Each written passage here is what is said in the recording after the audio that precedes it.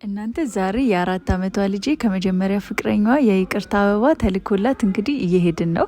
ጠዋት ተጣልተው ስለነበረ አሁን ለመታረቅ ወደ ትምህርት ቤቷ እየሄድን ነው። አዋሳችን እንግዲህ እቺን ትመስላለች። በጣም ቆንጆ እየሆነች ነው አይደለ?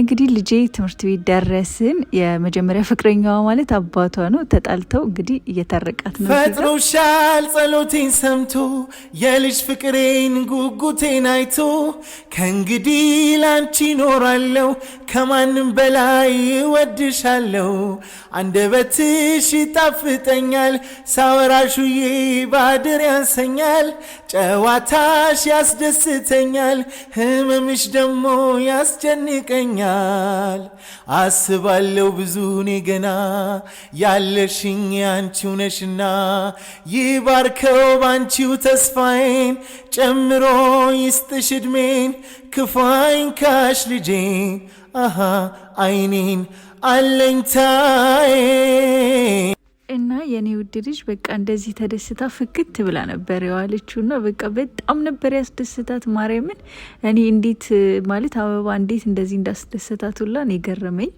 እና በቃ በጣም ደስ ብሏት ፈገግታዋ ራሱ አያምርም። በቃ እና ልጆቻችሁን በቃ በትንሽዬ ነገር ማስደሰት ትችላላችሁ። እነሱ ጋር በጣም ትልቅ ዋጋ አለው።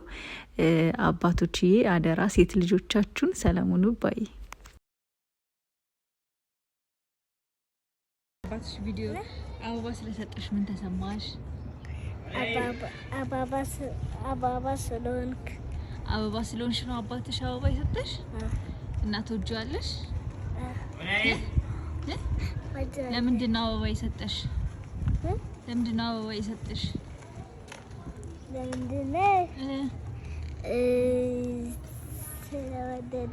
ስለወደደሽ። ከዛስ ሌላስ? እስከዛ ድረስ ልምታ አይደለም እንብዬ ገበለው እንደሆነ ቤት ነሽ። አበባ ሲሰጥሽ ምን አለሽ? እንብዬ ነሽ በቃ አላወሩ ወይ ማሪቴ አብሪ